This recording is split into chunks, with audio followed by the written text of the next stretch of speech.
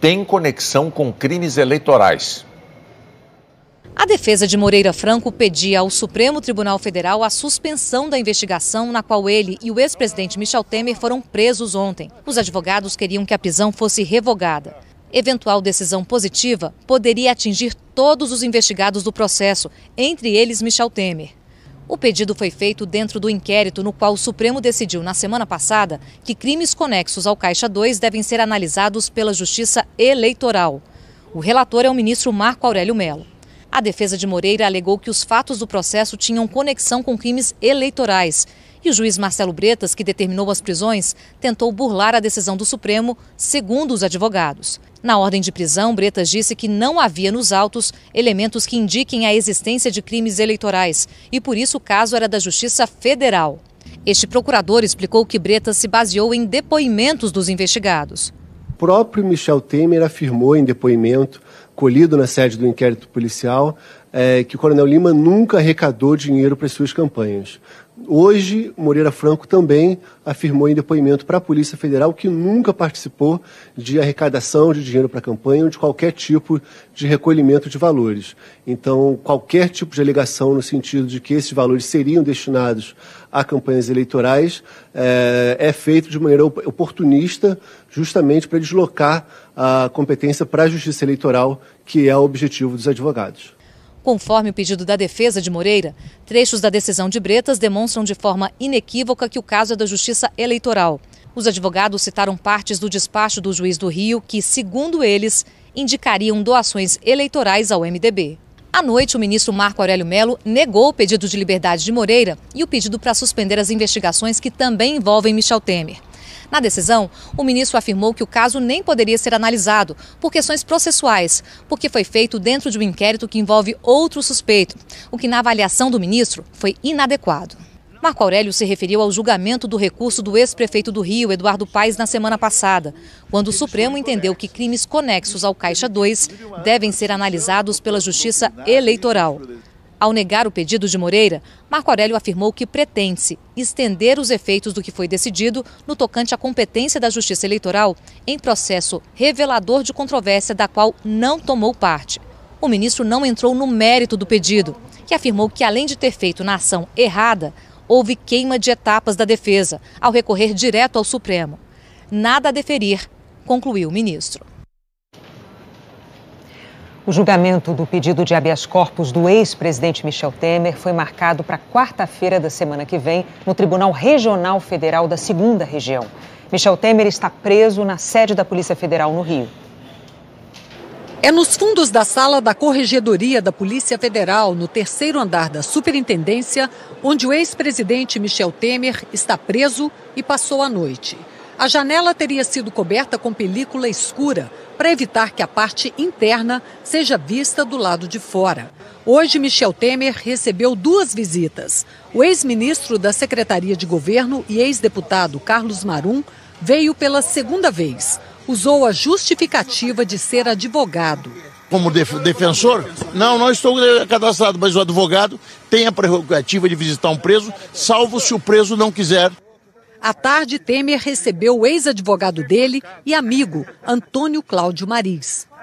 Eu fui advogado durante um tempo, hoje eu vim mais na qualidade de amigo dele. Ele está bem, está aborrecido, triste, muito esperançoso e confiante na justiça. Para este especialista, Marum e Mariz, apesar de serem advogados, não poderiam visitar o ex-presidente porque não fazem parte da defesa de Michel Temer. Houve uma quebra da isonomia, uma quebra da igualdade. Em todo o Brasil, presos não podem receber amigos. O ex-presidente pode. E na pior situação, ou seja, logo após a sua prisão, o que pode colocar em risco todo o processo criminal. Horas depois, Carlos Marum voltou à sede da Polícia Federal, mas dessa vez não conseguiu visitar Michel Temer. Por volta de 9h30 da manhã, um comboio deixou o batalhão especial da PM em Niterói, levando o ex-ministro Moreira Franco e o coronel João Batista Lima Filho, o coronel Lima, amigo de Michel Temer. Eles estão entre os 10 presos da Operação Descontaminação que vieram prestar depoimento. Mas, segundo informações de fontes da Polícia Federal, só Moreira Franco prestou esclarecimentos. Ele negou que tenha pedido ou pago propina. A defesa de Michel Temer avisou que ele ficaria em silêncio. Pouco antes das 4 da tarde, o comboio voltou para o batalhão em Niterói, levando Moreira Franco e o Coronel Lima. A defesa do ex-presidente entrou com pedido de habeas corpus horas após a prisão. No documento, a defesa argumenta que Michel Temer nunca fez parte de organização criminosa nem praticou outras modalidades de crime, muito menos constitui ameaça à ordem pública, e que a prisão preventiva foi decretada sem que se indicasse nenhum elemento concreto a justificá-la. O desembargador federal Ivan Atier, relator dos habeas corpus do ex-presidente Michel Temer e de outros 5 investigados presos ontem, decidiu levar o julgamento dos pedidos das defesas para a primeira turma especializada do órgão, que tem além dele outros 2 desembargadores. O julgamento ficou marcado para a próxima quarta-feira. A decisão pode ser por unanimidade ou por 2 votos a 1. Na decisão, o desembargador também deu prazo de 24 horas para que o juiz Marcelo Bretas informe se mantém a prisão de Michel Temer após analisar os argumentos da defesa. Mas a resposta do juiz Marcelo Bretas saiu em poucas horas. Ele decidiu manter a prisão de Temer. Entre outros argumentos, afirmou que, ao que parece, a defesa preferiu ajuizar um habeas corpus padrão, que não faz referência aos documentos dos autos, para tentar uma liminar no calor do momento, sem se preocupar em analisar minimamente a decisão. No fim da tarde, o advogado de defesa de Michel Temer, Eduardo Pizarro Carnelóis, esteve na sede da Polícia Federal. Ele disse, sem gravar entrevista, que não vai entrar com novo pedido de habeas corpus, porque a Justiça não se negou a analisar o pedido e que deve aguardar até quarta-feira. A defesa de Moreira Franco, disse que não concorda com a decretação da prisão cautelar porque ele se encontrava em local conhecido, estava à disposição das investigações, prestou depoimentos e se defendeu por escrito quando necessário. O advogado do coronel João Batista Lima Filho declarou que seu cliente permaneceu em silêncio, uma vez que a defesa ainda não teve acesso à íntegra dos elementos da operação. E, mais uma vez, reafirmou que inexistem fatos ou provas novas que justifiquem a prisão do coronel Lima, considerada abusiva. As investigações indicam que um dos presos na operação de ontem era como uma espécie de caixa forte da propina. É um empresário, vizinho de Temer. Vanderlei de Natale. O nome nem apareceu tantas vezes na Lava Jato, até agora. Os investigadores sabem que ele é velho conhecido do grupo de Michel Temer. Aqui, Vanderlei aparece ao lado do amigo do ex-presidente, o Coronel Lima. Nesta outra foto, o registro de um gesto só possível entre bons amigos. Vanderlei emprestou o helicóptero para Temer fazer uma viagem no interior de São Paulo em 2014. Ontem, a polícia apreendeu um bilhete na casa de Michel Temer. Era o desejo de feliz aniversário de Vanderlei e a mulher ao filho do ex-presidente. A força-tarefa da Lava Jato diz que essa intimidade foi sacramentada nos negócios. Vanderlei é dono da Construbase, empresa que, segundo o Ministério Público Federal, transferiu entre 2010 e 2015 17 milhões e 700 mil reais para a PDA Projetos do Coronel Lima, em benefício de Michel Temer. Foram 58 operações feitas com o uso de notas fiscais frias, propostas de prestação de serviço inexistente e contratos não cumpridos. A Construbase já foi investigada pela Lava Jato. Ela fazia parte de um consórcio acusado de pagar 39 milhões de reais em propina para ter contratos da Petrobras entre 2007 e 2012. O MPF destaca que a atuação de Vanderlei na organização criminosa se mostrou estável durante anos e que ele tinha influência política na estrutura de governo. Os investigadores dizem que isso ficou evidente na nomeação de Otton Luiz Pereira da Silva, presidente da Eletronuclear. Otton ficou no cargo por 10 anos. A Lava Jato analisou e-mails em que Vanderlei é identificado como vizinho, segundo os investigadores, porque mora no mesmo bairro do ex-presidente. Eles afirmam que Vanderlei cobrava insistentemente de Otton atenção aos pedidos do Coronel Lima, operador de Temer.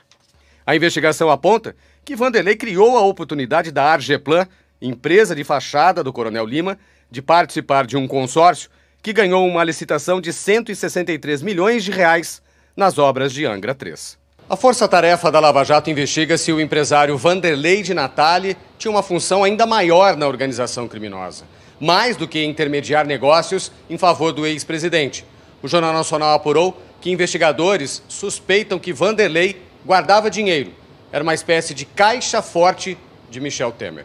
O Ministério Público Federal afirmou que todas as empresas de Vanderlei estão ativas e continuam operando.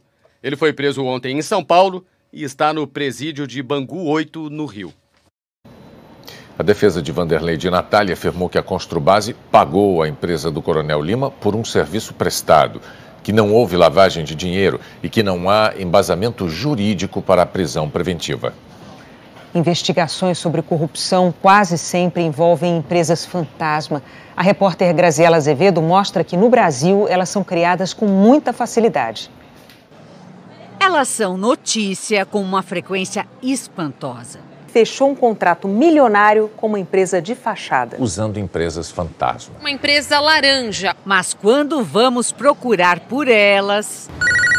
Não tem empresa nenhuma, viu? Peixaria fantasma em uma favela do Recife.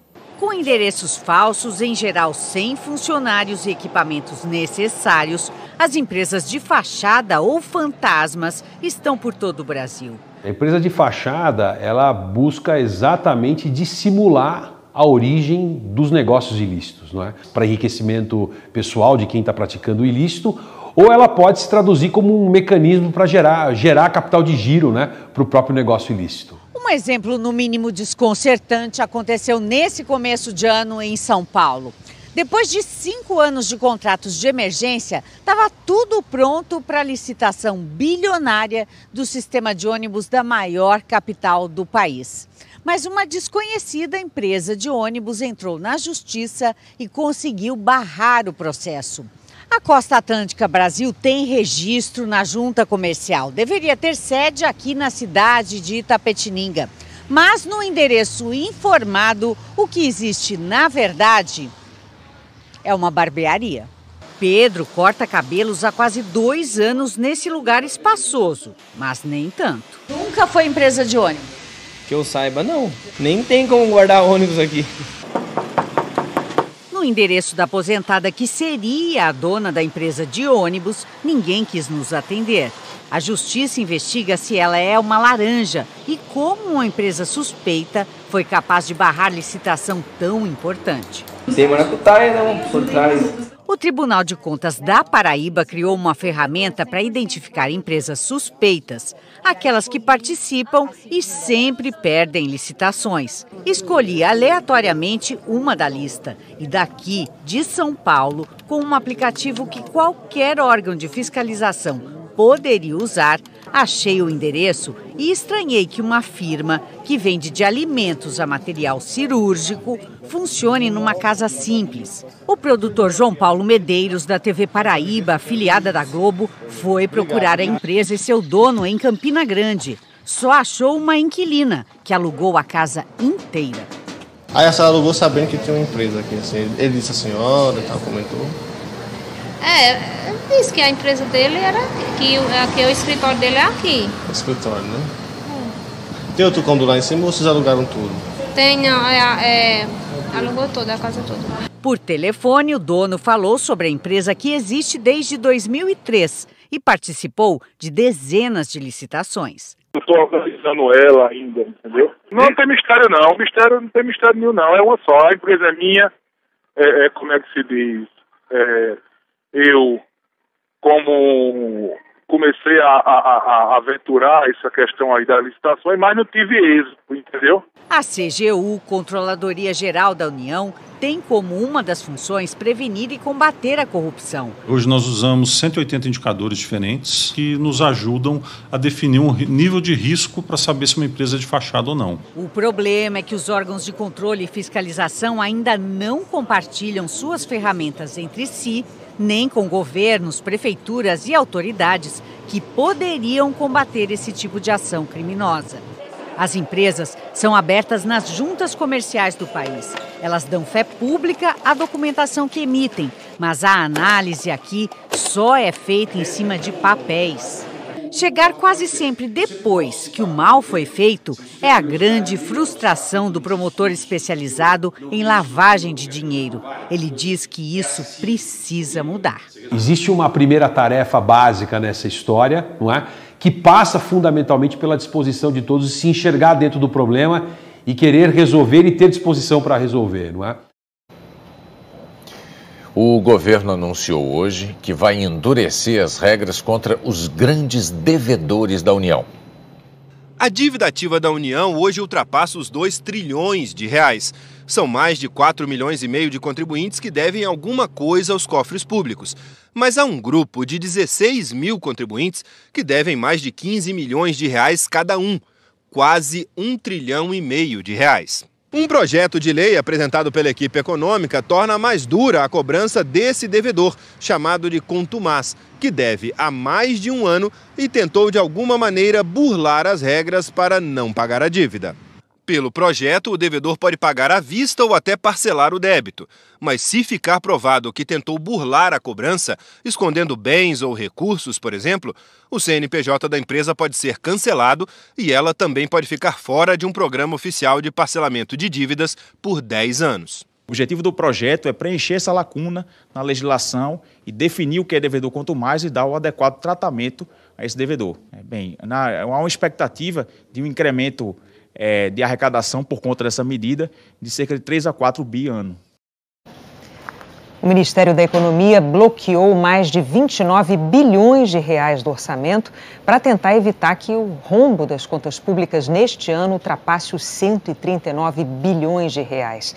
A previsão de crescimento da economia baixou para 2,2%. O da inflação caiu para 3,8%. O governo federal está tentando recuperar a parceria com o presidente da Câmara, Rodrigo Maia, na articulação da reforma da Previdência. Hoje, o ministro da Casa Civil se reuniu com o relator do texto na Comissão de Constituição e Justiça e com o líder do PSL na Câmara para tentar acelerar a tramitação. O ministro-chefe da Casa Civil chegou para o almoço com uma novidade. Anunciou que na semana que vem o Palácio do Planalto vai começar a fazer as nomeações para os cargos federais nos estados. Um pedido de parlamentares aliados. Na articulação da reforma da Previdência, Onyx Lorenzoni admitiu que o governo precisa melhorar a comunicação com o Congresso e disse que o presidente Jair Bolsonaro vai conversar com o presidente da Câmara, Rodrigo Maia, assim que voltar do Chile. Maia vem reclamando da falta de ação do governo para formar uma base para votar a reforma da Previdência e também das críticas de que ele faz à velha política. Nós vamos oportunizar um encontro dos dois aí para conversarem e dar tranquilidade, reafirmar ainda isso. O governo sabe que o parlamento tem seu tempo, o governo respeita o tempo do parlamento e respeita a construção que os líderes partidários vão fazer na CCJ e na tramitação da Comissão Especial. Os líderes partidários pararam ontem a discussão da reforma da Previdência na Comissão de Constituição e Justiça. Decidiram só indicar o relator depois de ouvir na terça-feira o ministro da Economia, Paulo Guedes, sobre a reforma e sobre a proposta de reestruturação da carreira dos militares. O presidente da comissão saiu satisfeito do almoço. Agora o governo está mostrando ativamente que quer participar desse processo. Eu fico muito feliz que o diálogo está acontecendo e a partir de semana que vem todos os parlamentares também começarão a dar sua cota de contribuição e também de participação nesse diálogo com o governo. No Chile, questionado se o governo está preocupado com a saída de Rodrigo Maia da articulação da reforma, Bolsonaro falou em diálogo e comparou a situação a uma namorada que quer ir embora. Eu estou sempre aberto ao diálogo, eu estou fora do Brasil, eu quero saber qual o motivo, não é isso mais nada. Eu não dei motivo para ele sair. Mas como convencê-lo de trazê-lo de volta? Só conversando, né? Você nunca teve uma namorada? E quando ela quis ir embora, o que você fez para ela voltar? Conversou? A líder do PSL no Congresso também tentou acalmar o clima. Quando a gente tem uma briga em casa, como é que a gente resolve? Conversando. Nós não estamos no ponto do divórcio, tá? Não estamos nesse ponto. O que a gente tem agora é que realmente baixar os ânimos, conversar. O presidente Rodrigo Maia é um homem de diálogo, é um homem do diálogo, né? Nossos ministros são homens do diálogo e o nosso presidente da República também é. O presidente Rodrigo Maia disse hoje que nada mudou, que ele continua sendo um defensor da reforma da Previdência e afirmou que o presidente Jair Bolsonaro deve deixar de lado as redes sociais e conversar pessoalmente com deputados, com líderes de partidos para defender e aprovar a reforma. O meu papel eu vou continuar cumprindo, coordenando dentro da Câmara a aprovação da reforma e entregando de forma clara, colocando de forma clara na figura do presidente da República a responsabilidade dele conduzir, por parte do governo, a aprovação da reforma. Ele precisa ter um engajamento maior. Ele precisa ter mais tempo para cuidar da Previdência e menos tempo cuidando do Twitter, porque senão a reforma não vai andar. Eu não preciso almoçar, não preciso do café e não preciso voltar a namorar. Eu preciso que o presidente assuma de forma definitiva o seu papel institucional, que é liderar a votação da reforma da Previdência, chamar partido por partido que quer aprovar a Previdência e mostrar os motivos, né, dessa necessidade. Uma correção, o deputado Felipe Francischini, do PSL, é presidente da Comissão de Constituição e Justiça e não relator, como eu disse agorinha há pouco. O índice da Bolsa de Valores de São Paulo fechou em queda de mais de 3%, com a preocupação dos investidores em relação ao andamento da reforma da Previdência. Mas não foi só isso que pesou negativamente hoje no mercado financeiro. Na Alemanha, números fracos da indústria e do setor de serviços acenderam o alerta. Logo depois, a prévia do indicador da atividade industrial dos Estados Unidos também veio abaixo do esperado, reforçando o temor de esfriamento da economia mundial. As bolsas de Frankfurt, Londres e Nova York fecharam em queda. E os investidores fugiram do risco comprando moeda americana, considerada a mais segura. O dólar se valorizou diante das principais moedas. Aqui no Brasil, subiu mais de 2% e fechou valendo R$ 3,90, a maior cotação desde dezembro. O nervosismo foi grande. Além do susto com o cenário internacional, o ambiente político tem preocupado os investidores. A principal incerteza é sobre o andamento da reforma da Previdência. 4 dias depois de bater pela primeira vez a marca dos 100 mil pontos, a Bolsa de São Paulo fechou em forte queda. Nem o amuleto do operador funcionou hoje. O índice Bovespa despencou mais de 3%, para 93.735 pontos. A primeira medida a ser tomada é o governo alinhar o discurso. Sabemos que a reforma da Previdência é importante e que um sucesso na aprovação depende de um esforço conjunto. Então, para isso, primeiro, todas as frentes têm que estar alinhadas com um discurso único. Este analista diz que o mercado continua apostando na aprovação da reforma, mas que é preciso resolver logo a articulação política, para evitar que a reforma perca pontos importantes. Hoje, a Previdência já é o principal fator de desarranjo das contas públicas. Cada vez que o cronograma de aprovação da reforma é ampliado, o mercado se preocupa que o capital político adquirido nas eleições vá se perdendo. E isso é muito importante, porque a opinião pública acaba tendo um impacto bastante relevante na posição dos parlamentares em relação à reforma da Previdência, né? Enquanto isso se dava aqui no Brasil, o presidente Jair Bolsonaro se encontra no Chile e uma declaração de um filho dele sobre uso de força militar na Venezuela acabou repercutindo lá, na cúpula de chefes de Estado.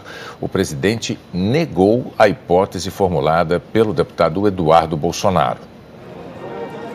7 presidentes de países da América do Sul participaram do encontro. Foi uma espécie de enterro da Unasul, criada em 2008, no auge do chavismo e de governos de esquerda e centro-esquerda na região. O encontro de hoje marca o alinhamento de uma nova ordem política, conservadora nos costumes e liberal na economia. O primeiro passo para o novo modelo de integração regional, com um fórum, o ProSul, que pretende promover debates, ações conjuntas, sem impedimento para os acertos bilaterais. Chile, Brasil, Argentina, Colômbia, Peru, Equador e Guiana assinaram a Declaração de Santiago, menos Uruguai, Bolívia e Suriname, que mandaram apenas observadores. Esses 3 países ainda têm um viés alinhado ao pensamento chavista. A Venezuela, aliás, sequer foi convidada.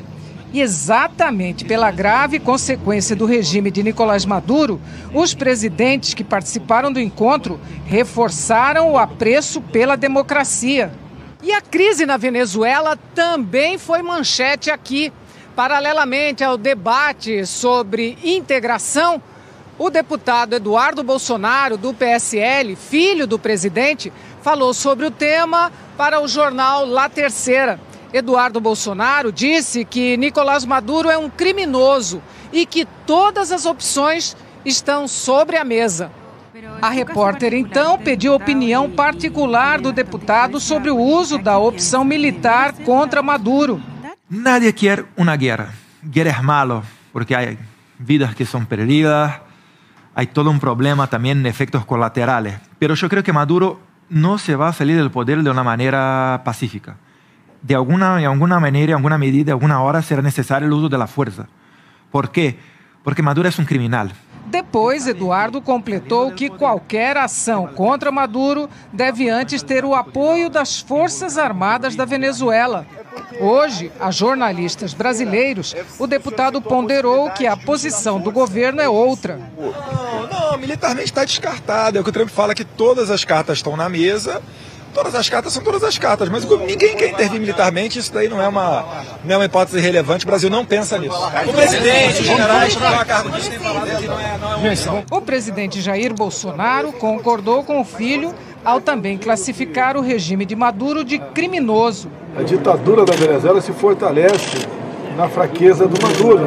Ele não decide os seus atos. Uma parte, uns 2.000 generais são do lado dele, alguns narcotraficantes. Tem lá aproximadamente 60 mil cubanos que decidem também a vida do Maduro. Temos as milícias, tem os terroristas. Então esse pessoal que faz com que Maduro fique de pé. Mas foi taxativo sobre o não uso da força. Tem gente divagando aí, tem gente sonhando, não existe a possibilidade. Da nossa parte não existe essa possibilidade. A seguir, passa de 600 o número de mortos pelo ciclone na África. Reservatórios do país estão com volume menor do que deveriam, mesmo com as chuvas de março.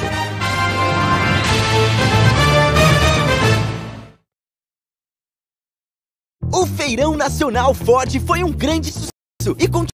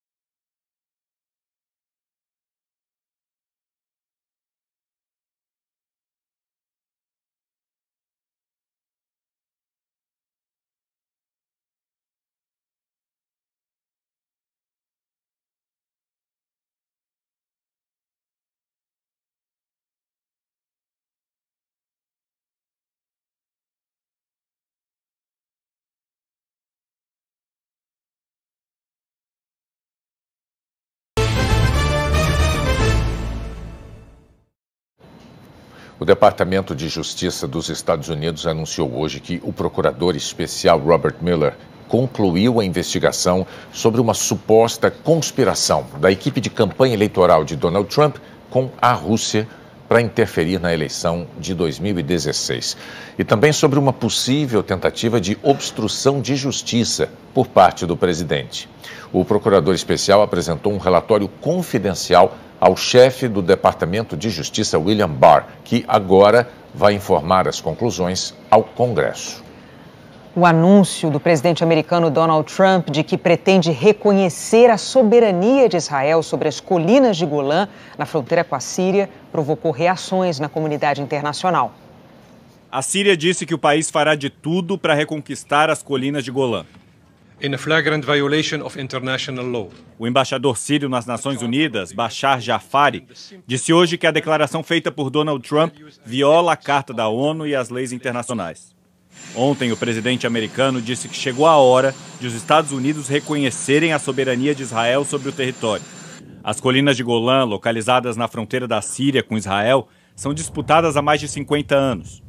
Em 1967, sob a ameaça de agressão militar iminente do Egito, Israel iniciou os ataques que deram início à chamada Guerra dos 6 Dias.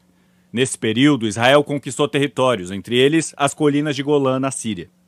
A Síria tentou retomar Golã em 1973, sem sucesso.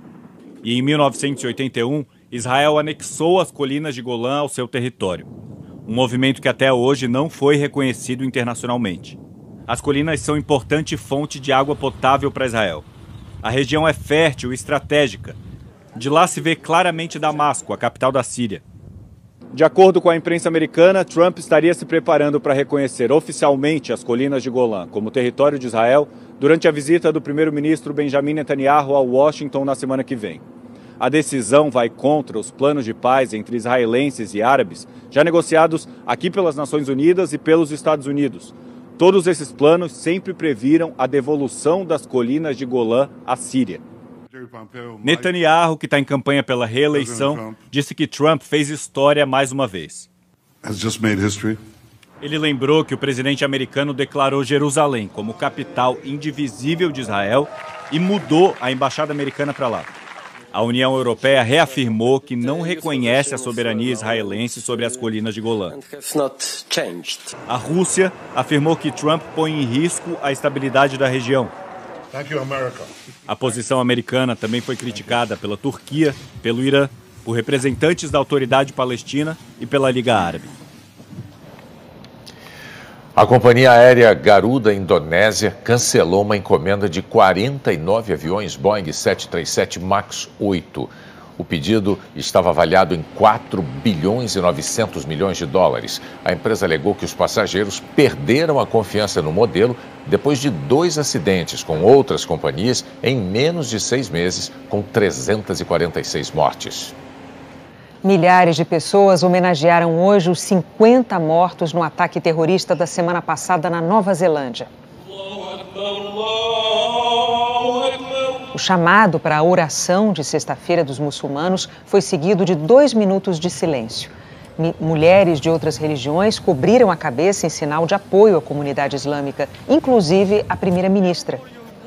Ontem, Jacinda Ardern proibiu a venda de fuzis e de armas semiautomáticas como as usadas no ataque.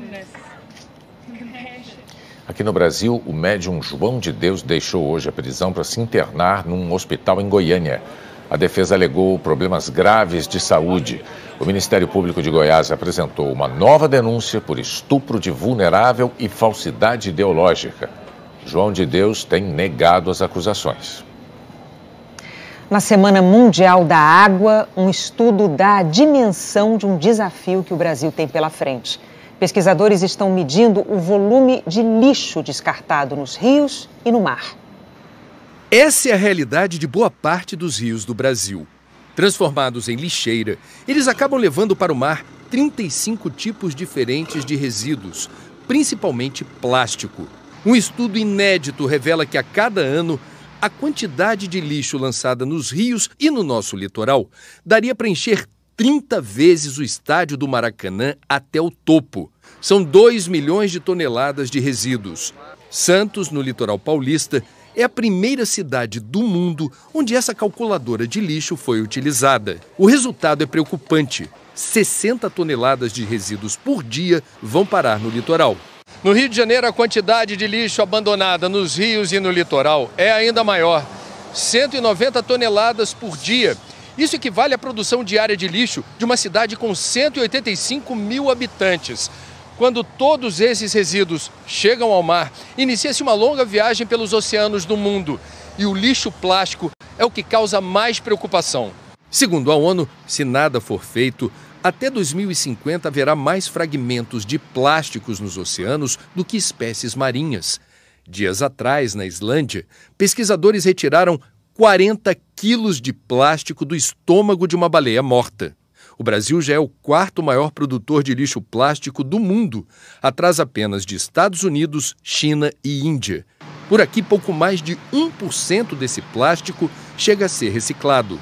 Os responsáveis pelo mapeamento inédito do lixo que polui os rios e o litoral do Brasil afirmam que o estudo permite a identificação da origem desses resíduos e o combate direto à poluição. São 3 fontes principais que levam os resíduos sólidos para os mares e oceanos: as áreas de ocupação irregular, o sistema de drenagem das cidades, os canais e os córregos e a própria orla da praia. A ideia é, a partir de agora, levar ações concretas para as cidades brasileiras prevenirem esse lixo no mar. O volume das chuvas de março foi menor do que se esperava para encher os reservatórios mais importantes do Brasil.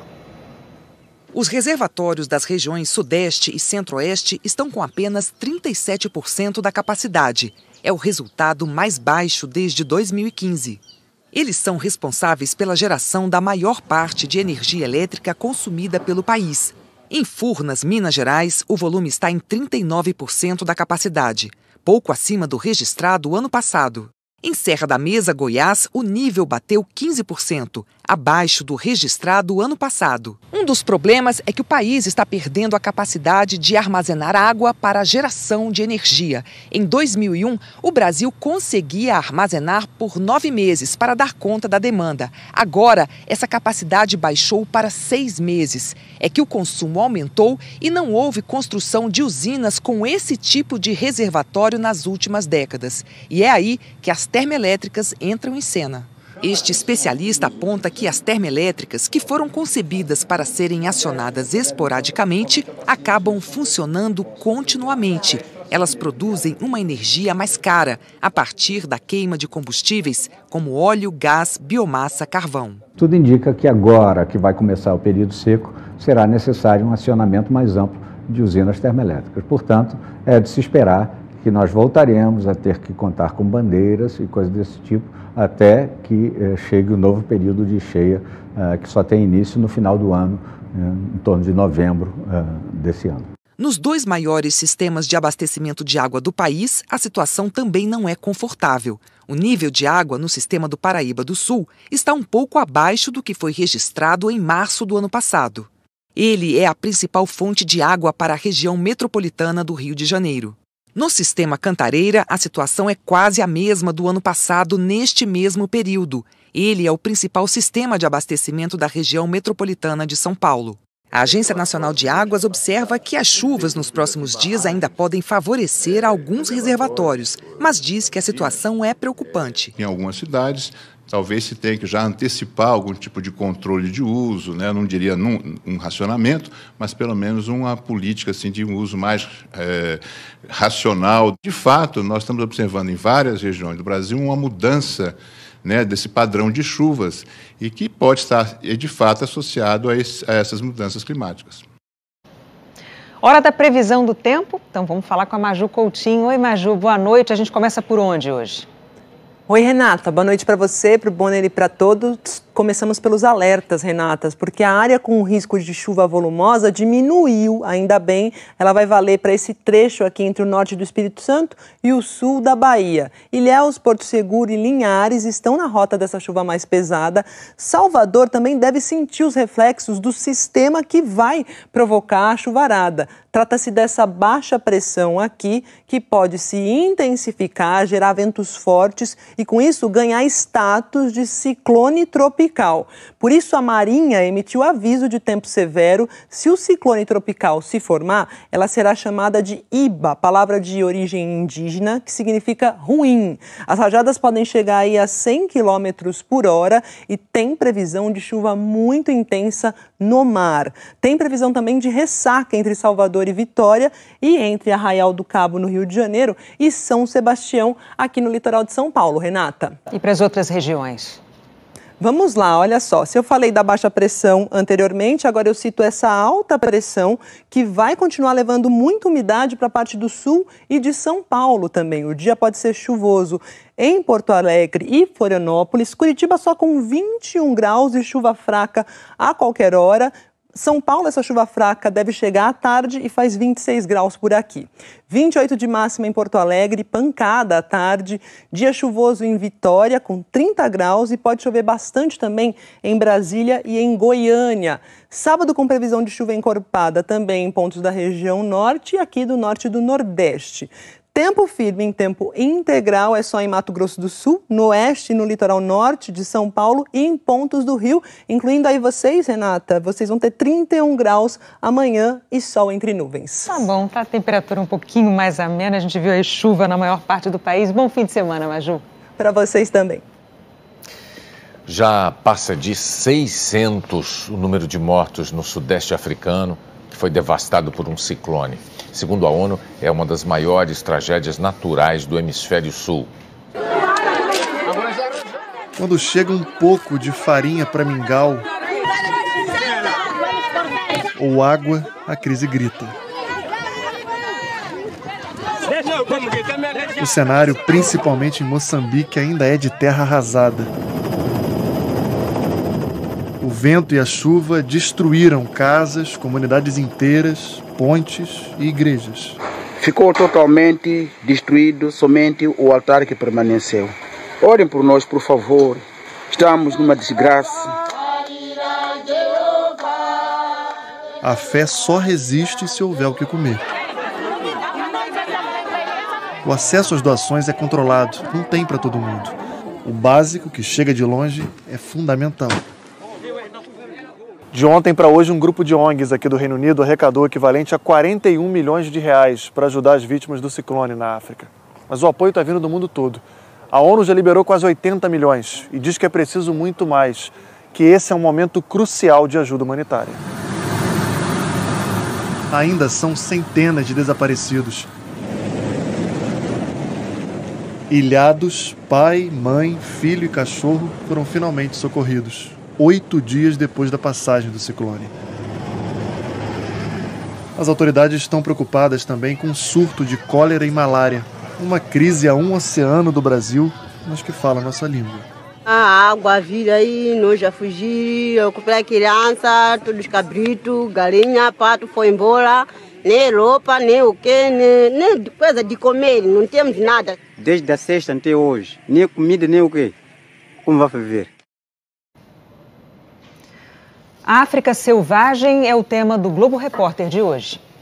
Vamos conhecer grandes tesouros naturais do continente, no mar e na savana. Girafas, elefantes e guepardos, o ataque do mais rápido felino do mundo, o encanto da coruja, a beleza das flores nativas. Nossos repórteres dobram o Cabo da Boa Esperança e chegam ao extremo sul do continente, onde 2 oceanos se encontram. No mar, o espetáculo dos gigantes, o namoro das baleias e o misterioso tubarão branco, o refúgio dos lobos marinhos, atobás e os pinguins africanos. Hoje, no Globo Repórter. A seguir, a seleção brasileira na véspera do amistoso com o Panamá.